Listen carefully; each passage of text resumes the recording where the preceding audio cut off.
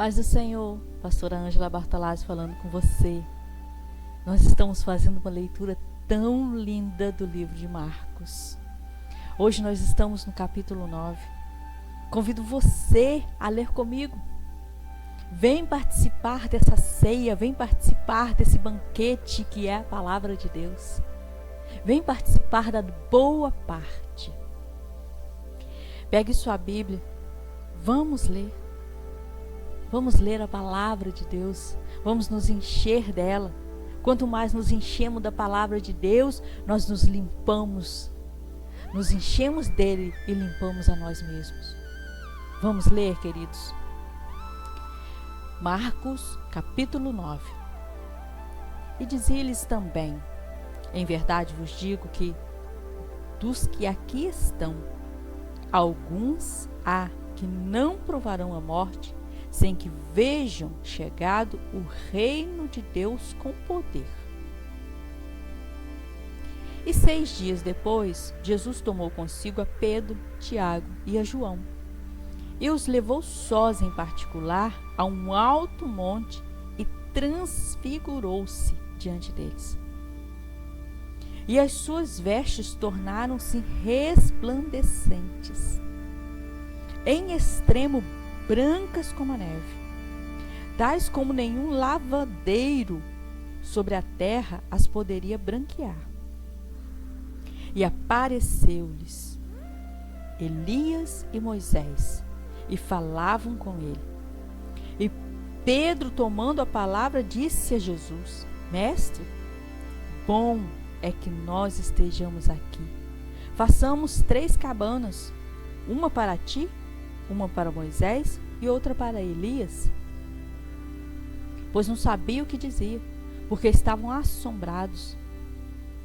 E desceu uma nuvem que os cobriu com a sua sombra, e saiu da nuvem uma voz que dizia: Este é o meu filho amado. A ele ouvi. E tendo olhado ao redor, ninguém mais viram, senão Jesus com eles. E descendo eles do monte, ordenou-lhes que ninguém contassem o que tinha visto, até que o Filho do Homem ressuscitasse dos mortos. E eles retiveram o caso entre si, perguntando uns aos outros que seria aquilo, ressuscitar dos mortos. E interrogaram-no, dizendo: por que dizem os escribas que é necessário que Elias venha primeiro? Respondendo ele, disse-lhes: em verdade, Elias virá primeiro, todas as coisas restaurará. E como está escrito, o Filho do Homem, que ele deva padecer muito e ser aviltado. Digo-vos, porém, que Elias já veio e fizeram-lhe tudo o que quiseram, como está escrito dele. E quando se aproximou dos discípulos, viu ao redor deles uma grande multidão e alguns escribas que disputavam com eles. Logo toda a multidão, vendo, ficou espantada e correndo para eles o saudaram. Perguntou os escribas: que é que discutis com eles? E um da multidão, respondendo, disse: Mestre, trouxe-te o meu filho, que tem um espírito imundo. E este, onde quer que o apanha, despedaça, e ele espuma, range os dentes, e vai-se secando. E eu disse aos teus discípulos que expulsassem, e não puderam. E ele, respondendo, lhes disse: ó geração incrédula, até quando estareis convosco? Até quando vos sofrereis ainda? Trazei-mo aqui. Trouxeram-lhe. Quando ele viu, logo o espírito o agitou com violência, e caindo o endemoniado por terra, envolvia-se espumando. Perguntou ao pai dele: quanto tempo há que lhe sucede isto? E ele disse: desde a infância. Muitas vezes o tem lançado no fogo e na água para o destruir. Mas se tu podes fazer alguma coisa, tem compaixão de nós e ajuda-nos. Jesus disse-lhe: se tu podes crer, tudo é possível ao que crê. E logo o pai do menino, clamando com lágrimas, disse: eu creio, Senhor, ajuda-me a minha incredulidade. Jesus, vendo que a multidão concorria, repreendeu o espírito imundo e dizendo-lhe: espírito imundo, surdo, eu te ordeno, sai dele e não entres mais. E ele, clamando e agitando com violência, saiu e ficou o menino como morto. De tal maneira que muitos diziam: ele está morto.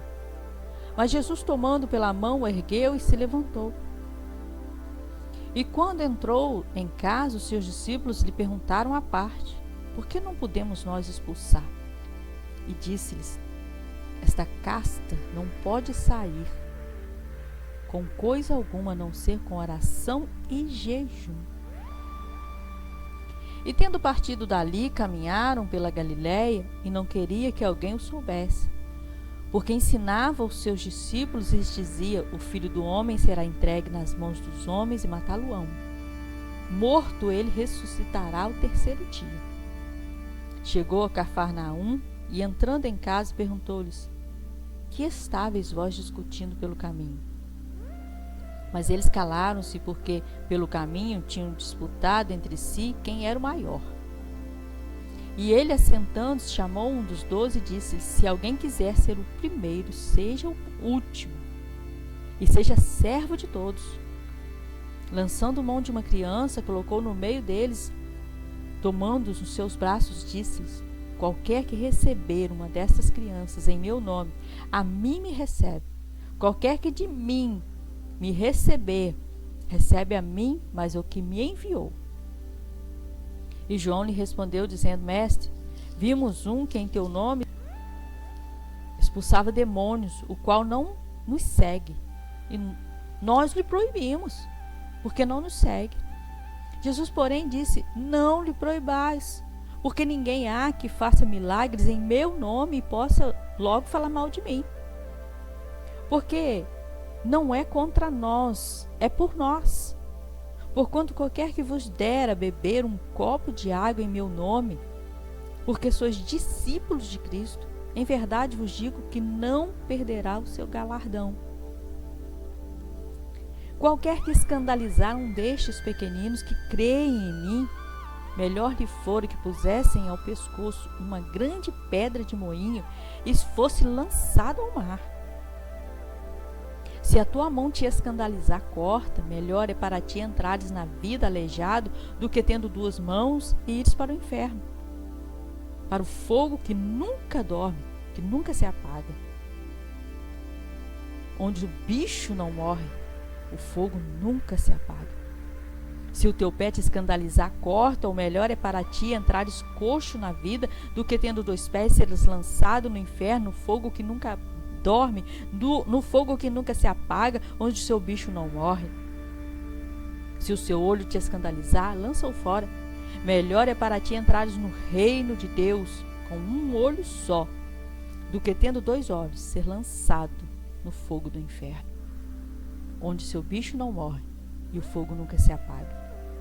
Porque cada um será salgado com fogo, e cada sacrifício será salgado com sal. Bom é o sal, mas se o sal se tornar insulso, com que o adubareis? Tende sal em vós mesmos, e paz uns com os outros. Aleluia. Amém. Uma palavra muito forte, muito poderosa. São muitas coisas para serem ditas aqui, mas nós não podemos falar sobre tudo, senão fica muito grande esse vídeo. Eu quero falar com você aqui sobre essa transfiguração. No início aqui do versículo, ele fala: alguns de vocês não vão morrer até ver o reino de Deus com poder. E aí 6 dias depois ele vem e chama alguns, só alguns dos discípulos em particular. Note que ele leva os mais chegados, Pedro, Tiago e João. E aí eles veem a transfiguração. Eu nem consigo mensurar a grandiosidade disso.